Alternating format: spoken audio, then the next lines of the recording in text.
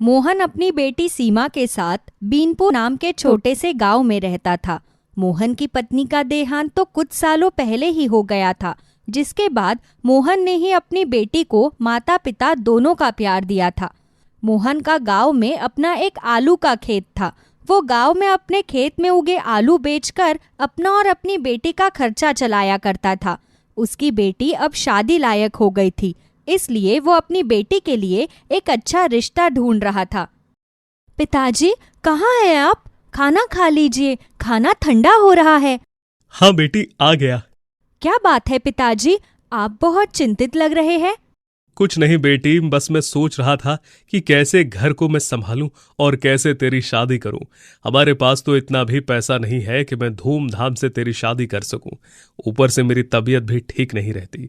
मुझे तो लगता है पता नहीं मैं तुम्हारी डोली उठते हुए देख पाऊंगा भी कि नहीं। अरे पिताजी, आप ये कैसी बातें कर रहे हैं? शुभ शुभ बोलिए।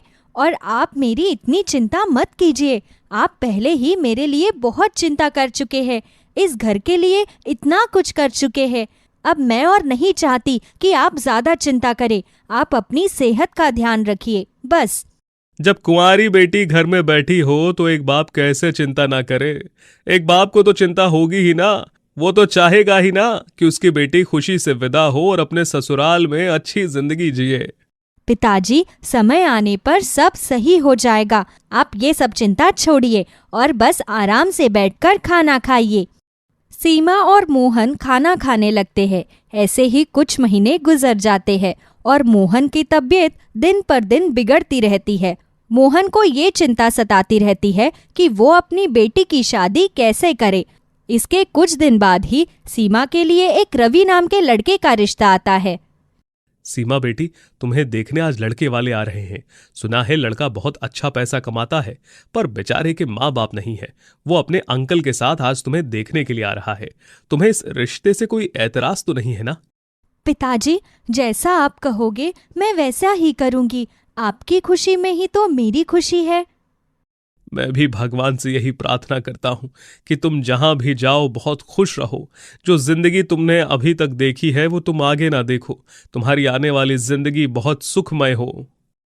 इसी बीच रवि अपने अंकल के साथ उनके घर पहुंचता है।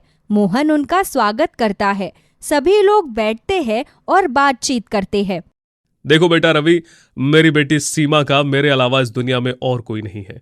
जब वो 6 साल की थी तभी उसकी माँ गुजर गई। उसके बाद से मैंने ही सीमा को संभाला है। हम लोग ज्यादा पैसे वाले नहीं हैं। हमारे पास बस ये एक घर ही है। इसके अलावा हमारे पास और कुछ नहीं। मोहन भाई साहब, आप चिंता मत कीजिए। रवि आपकी बेटी सीमा को बहुत खुश रखेगा। उसके पास धन दौलत की कोई कमी नहीं है और साथ ही रवि बहुत अच्छा लड़का है। उसे आपसे कुछ नहीं चाहिए। आप तो बस शादी की तैयारियां कीजिए। मोहन इस बात से बहुत खुश हो जाता है और जैसे तैसे करके पैसों का बंदोबस्त करता है और सीमा की शादी रवि से करवा देता है। सीमा अपने ससुराल में अपनी शादीशुदा जिंदगी शुरू कर देती है। सीमा बेटी, मैं कल शाम को ही अपने गांव चला जाऊंगा। मुझे वहां पर बहुत जरूरी काम है। अब तुम्हें ही इस घर का और रवि का ख्याल रखना है।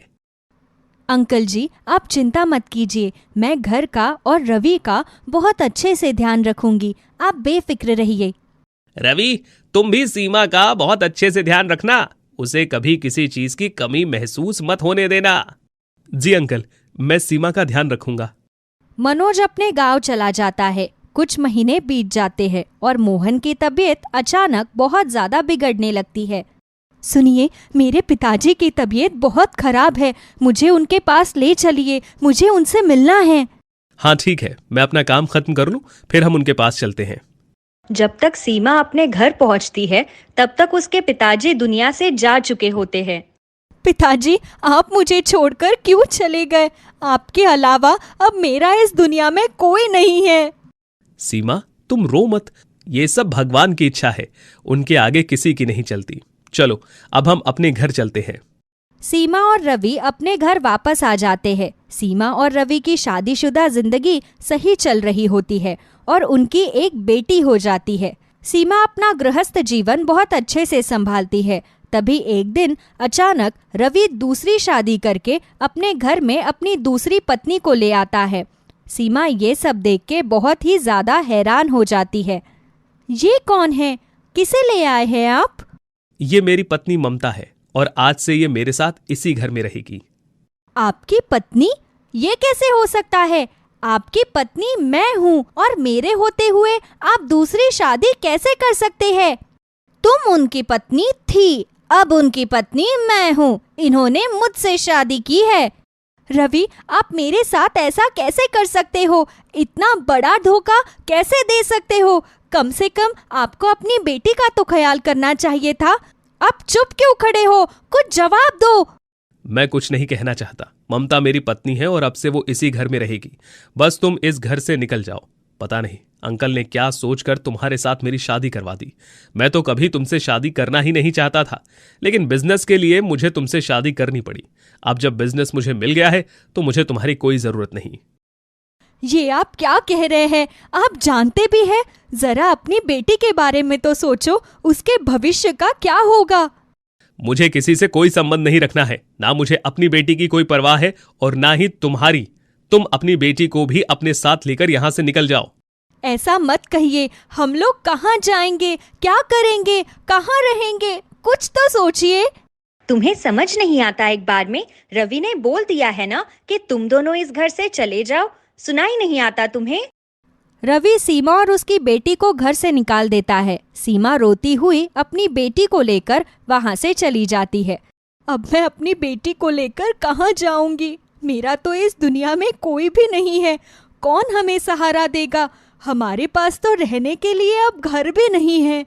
सीमा एक पेड़ के नीचे अपनी बेटी को लेकर बैठी हुई रोती रोती ये सब सोचती रहती है। तभी अचानक पेड़ के पास सामने वाले खेत से एक आलू चलता हुआ सीमा की तरफ आता है। मैं तुम्हें बहुत देर से देख रहा हूँ। तुम यहाँ पर बैठकर रो रही हो। तुम्हें देखकर लगता है कि तुम बहुत परेशान हो। मुझे बताओ, तुम्हें क्या तकलीफ है? अरे, अचानक ये आवाज कहाँ से आई? कौन है यहाँ पर? अरे घबराओ मत, मैं हूँ जादुई आलू। मैं सामने वाले खेत से आया हूँ।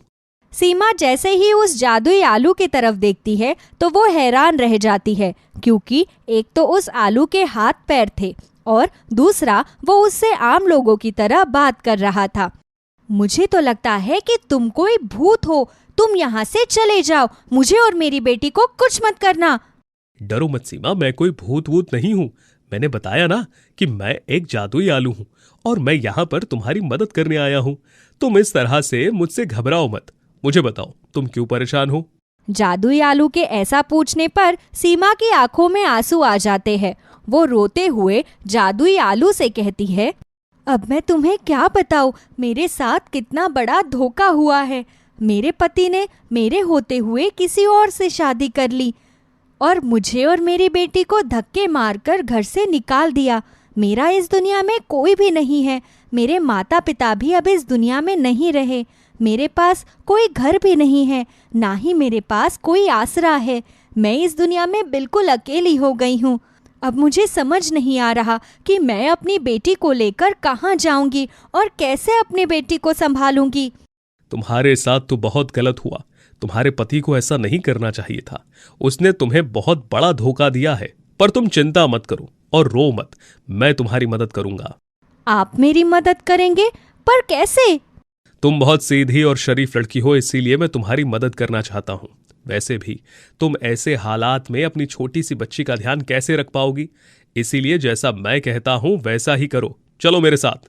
जादुई आलू सीमा और उसकी बेटी को अपने साथ नदी के पास ले जाता है। वो अपने हाथों को हवा में घुमाता है। तभी वहाँ पर एक सुनहरे रंग की तेज रोशनी फैल जाती है और वहाँ पर एक बहुत बड़ा आलीशान घर बनकर तैयार हो जाता है। इतना बड़ा घर? तुमने अपने जादू से पलक झपकते ही इतना सुंदर घर बना दिया।